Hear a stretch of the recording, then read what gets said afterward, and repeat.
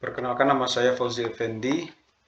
Saya akan mempresentasikan hasil proyek saya dalam kelas Statistik for Business di Sekolah Data Pigment. Adapun judul dari proyek saya yaitu Analisis Statistik Kualitas Tidur dan Model Regresi OLS.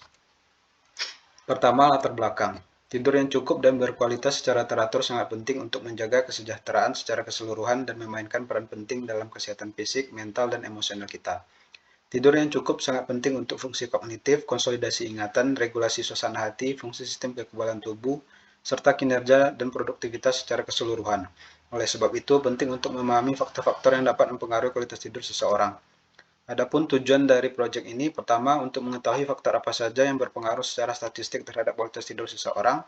Kedua, membangun model regresi linear dengan OLS. Data Preprocessing. Dataset terdiri dari 374 baris data dan 13 kolom. Tidak terdapat data duplikat. Data none pada kolom sleep disorder berarti tidak mengalami gangguan tidur, akan tetapi terbaca sebagai data kosong. Oleh sebab itu, diganti menjadi sleep good. Data BMI kategori terdapat normal dan normal wake, yang mana memiliki maksud yang sama. Oleh sebab itu, digabungkan saja menjadi normal. Exploratory Data Analysis. 1. Kualitas tidur terhadap jenis kelamin. Kualitas tidur seseorang dengan jenis kelamin laki-laki lebih rendah dari kualitas tidur perempuan. Dilihat dari rata-rata, kualitas tidur laki-laki berada di bawah rata-rata, sedangkan perempuan berada di atas rata-rata. Untuk melihat apakah kualitas tidur laki-laki dan perempuan berbeda nyata secara statistik, perlu dilakukan uji t-test. Kedua, kualitas tidur terhadap kategori BMI. Kualitas tidur seseorang dengan kategori BMI normal lebih tinggi dari obes dan overweight.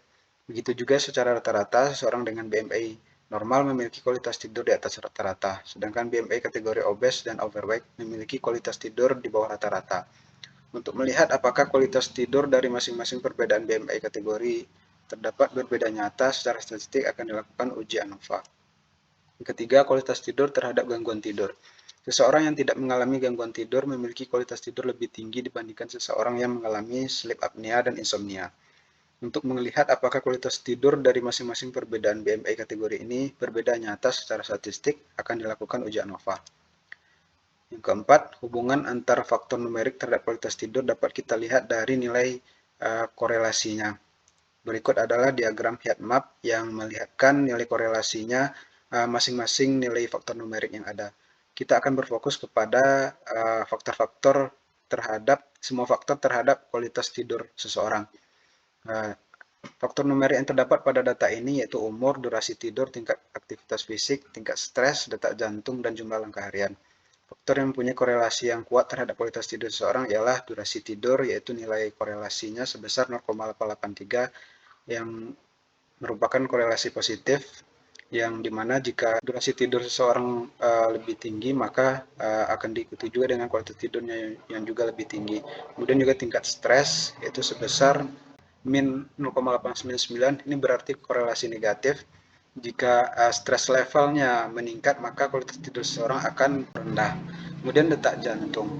Nilai korelasi dari detak jantung dan kualitas tidur yaitu 0,66, yang kemudian juga ada usia 0,47 yang merupakan korelasinya cukup kuat. Uji statistik 1. Uji t-test untuk pengaruh jenis kelamin terhadap kualitas tidur. Pada uji t-test ini kita akan melihat apakah jenis kelamin laki-laki memiliki perbedaan yang nyata dengan jenis kelamin perempuan terhadap kualitas tidurnya.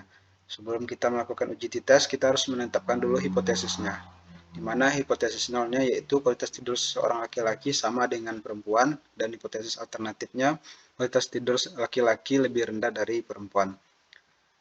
Dari hasil statistik yang kita dapatkan, nilai p-value-nya lebih kecil dari nilai alfa 5%, maka konklusinya kita dapat mempunyai cukup bukti untuk menolak hipotesis nol.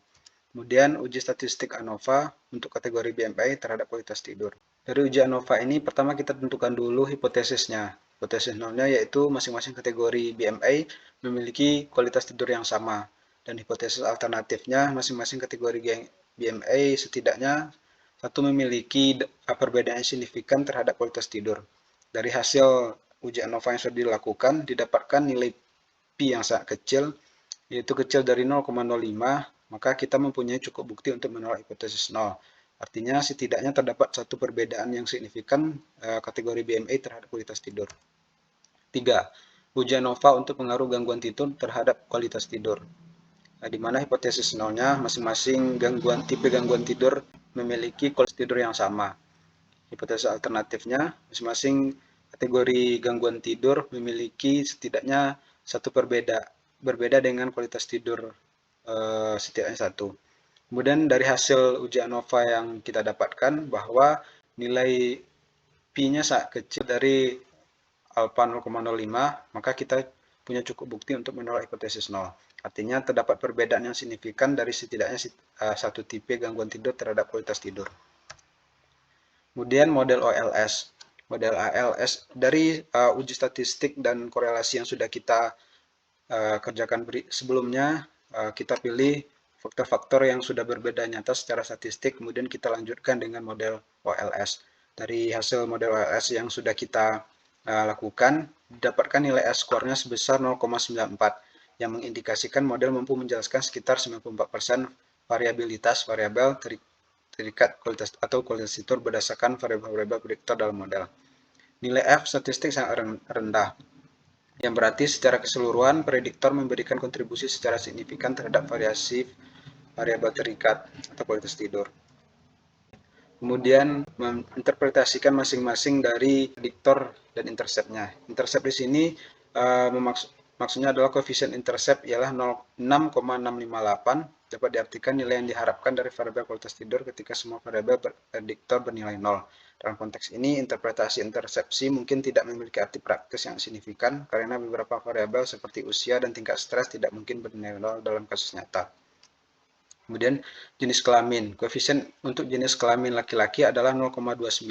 Ini dapat diartikan bahwa seseorang berjenis kelamin laki-laki memiliki rata-rata skor kualitas tidur yang lebih tinggi sebesar 0,29 dibandingkan seseorang berjenis kelamin perempuan, dengan pertimbangan nilai variabel prediktor lain tetap konstan.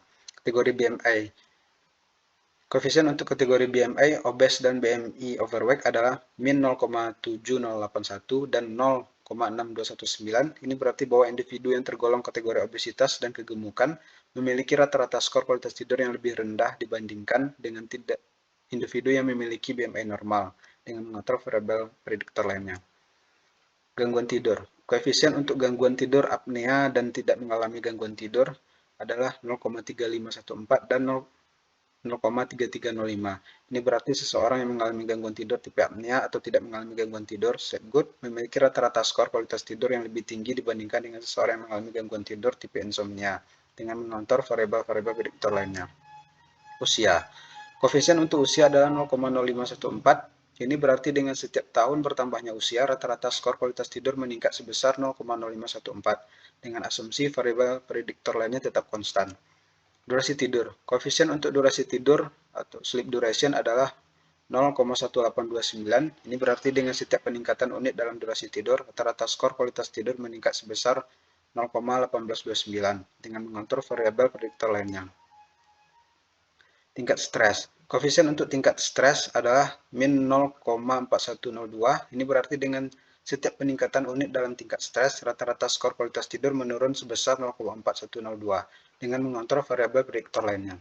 Detak jantung. Koefisien untuk detak jantung adalah min 0,0108, nilai p-value 0,219, menunjukkan bahwa koefisien ini tidak signifikan secara statistik pada tingkat signifikansi 0,05.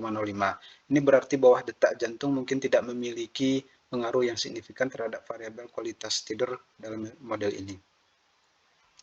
Kesimpulan, variabel yang mempengaruhi kualitas tidur secara signifikan berdasarkan uji statistik adalah jenis kelamin, kategori BMI, gangguan tidur, usia, durasi tidur, dan tingkat stres.